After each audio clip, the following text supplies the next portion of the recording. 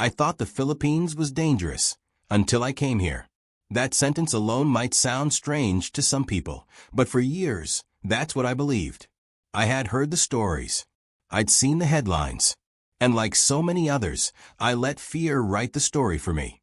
I imagined a country filled with danger, chaos, and crime. I imagined I'd be constantly looking over my shoulder, afraid to step out at night.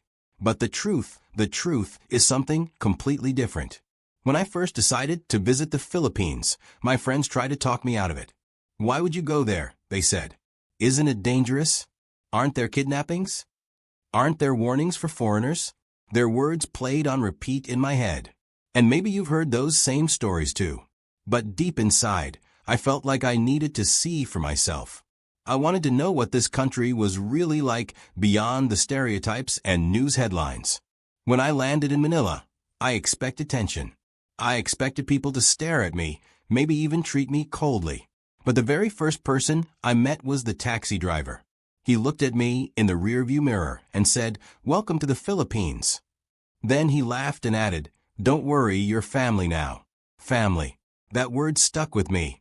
At first, I thought he was just being polite. But over the next few days, I started to understand that he actually meant it. Everywhere I went, I met people who treated me like an old friend. They shared food with me, told me stories about their lives, and even invited me to their homes. There was one woman who ran a small carinderia. That's like a local eatery near my hotel. Every morning she'd wave and say, "You eat already?" The way she asked made it sound like she truly cared, not just about business, but about me as a person. And that's when I started realizing something. Maybe the danger wasn't in the Philippines. Maybe the danger was in believing what the world tells you without finding out the truth yourself. One afternoon, I decided to take a trip outside of Manila, into a small province where I was told tourists don't usually go. Everyone warned me to stay away from places like that. But I wanted to see the real Philippines. So I went. When I arrived, the roads were quiet, the air smelled like coconut and rain, and the mountains stood tall like gentle guardians.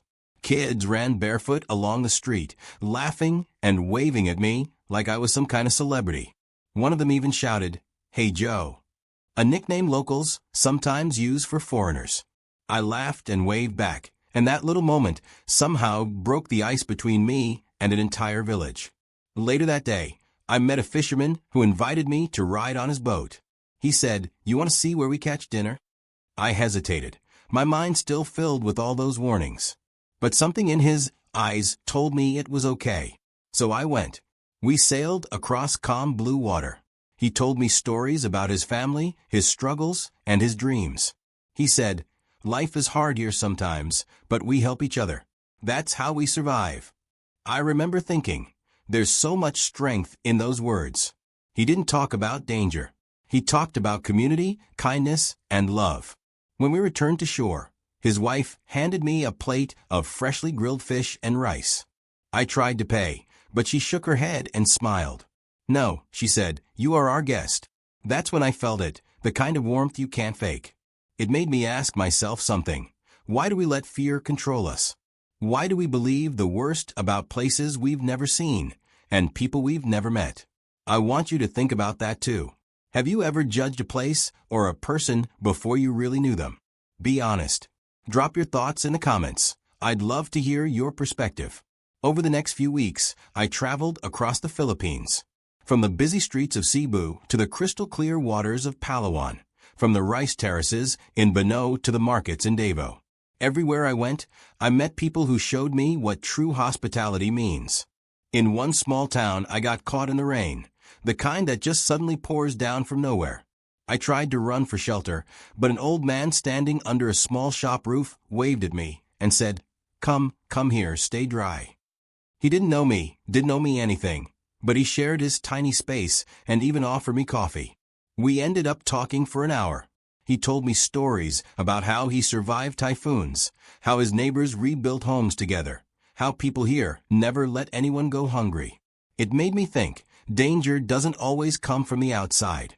Sometimes it comes from the walls we build inside ourselves, the walls made of fear, pride, and prejudice. There was another moment that changed me completely. I was in a tricycle, a small motorbike with a sidecar, riding through a quiet street. Suddenly, the driver stopped. There was a man on the road whose motorcycle had broken down. Without a second thought, my driver jumped out to help him. They didn't know each other, but that didn't matter.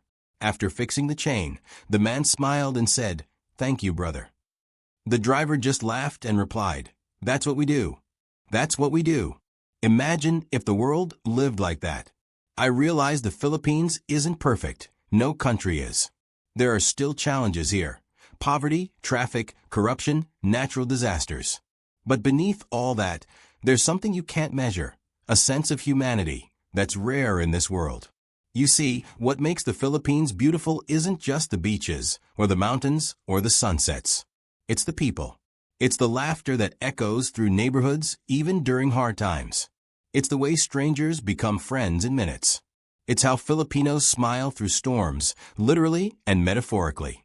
One evening, I was invited to a fiesta, a local celebration with music, food, and dancing.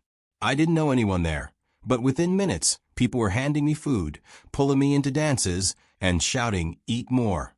Dance more."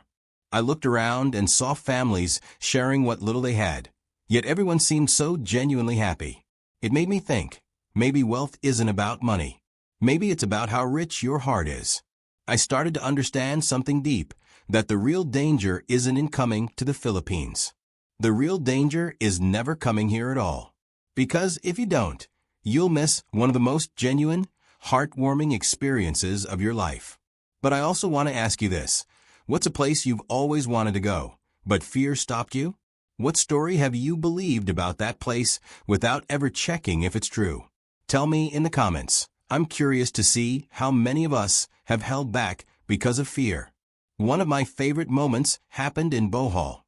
I was watching the sunset by the beach when a group of kids came up and asked if I wanted to play basketball. I hadn't played in years, but I said yes. We played until it got dark. They didn't care that I was a foreigner or that I was sweating and out of breath. They just laughed, joked, and treated me like one of them. When I was leaving, one of the kids shouted, "Don't forget us, okay?" That hit me hard, because I knew I never could. Traveling through the Philippines, I saw something powerful: resilience. This country has faced earthquakes, typhoons, floods, and still every time people rebuild, not just homes, but hope. You'll see people smiling while cleaning up after a storm, helping neighbors before themselves, sharing food when they barely have enough. That kind of spirit can't be taught. It's something born from the heart. And it made me think about where I come from. How often do we take time to know our neighbors? To lend a hand without expecting something in return? Sometimes we have so much, yet we share so little. The Philippines taught me that you don't need to have a lot to give a lot. It's funny, I came here expecting danger. But the only danger I found was falling in love with the place. Falling in love with its simplicity, its warmth, its chaotic beauty. I've walked through narrow alleys where people smiled and offered food. I've been lost in cities and helped by total strangers. I've been invited to weddings, birthdays, and even funerals, not because I was special, but because Filipinos believe that everyone deserves a seat at the table. And that's something the world could learn from. You know, when I first started this journey, I thought I was coming here to explore a country. But in reality, I was exploring what it means to be human again, to feel connected, to belong. Maybe that's what travel is supposed to do, not just show us new places, but remind us of who we are. So, if you're someone sitting at home, scrolling through videos, wondering whether to take that trip, do it. Don't let fear be your guide. Go see the world. Go meet the people you've only heard stories about. Because sometimes those stories are wrong. And if you've ever been to the Philippines, I want to ask you, what was your experience like? Did you find kindness where you expected danger? Share your story in the comments below. I'd love to read them. If you're enjoying this journey so far, don't forget to hit like, subscribe, and share this video with someone who still believes the world is a scary place. Maybe together we can change a few minds. There was one last moment that sealed everything for me. I was in a small village in Leyte, staying with a local family. It was evening, and the power went out, a common thing there. The family lit candles and sat together, laughing and telling stories. I asked the father, "Doesn't it bother you when there's no electricity?" He smiled and said, "No, because when the lights go out, we remember to talk." That sentence hit me like lightning. When the lights go out, we remember to talk. Maybe that's what's missing in our fast modern world. That connection, that togetherness. In the Philippines, I found that connection again. The next morning, as I was leaving, the mother handed me a small gift, a simple keychain shaped like a jeepney. "So you don't forget us," she said. I promised her I wouldn't. And I never have. Even now, when people ask me about the Philippines, I smile. Because I know something they don't. I know that behind all the headlines and stereotypes lies a country full of love, laughter, and light. I thought the Philippines was dangerous until I came here. Now I know the truth. It's one of the safest places for your heart. But let me leave you with this question. What if every country we feared was actually full of people waiting to welcome us? What if the world isn't as scary as we've been told? What if the real danger is never stepping out of our comfort zone? Think about that. And if this story touched you, please give it a like, share it with a friend, and subscribe for more stories that remind us of the good still left in the world. Because sometimes we all need a reminder that kindness still exists, that humanity is still alive, and that the world isn't as divided as it seems. I used to believe that danger defined the Philippines. But now, I believe something else entirely. I believe the Philippines defines what it means to be human, warm, resilient, and endlessly kind. So if you ever find yourself wondering whether to visit, don't hesitate. Go. See it for yourself. Talk to the people. Eat the food. Laugh with strangers. And you'll realize it's not danger you'll find here. It's beauty. And when you do go, remember one thing. Come with an open heart. Because in the Philippines, hearts are always open for you. Now tell me this. What's one country or place you've always wanted to visit but felt afraid to? What's stopping you?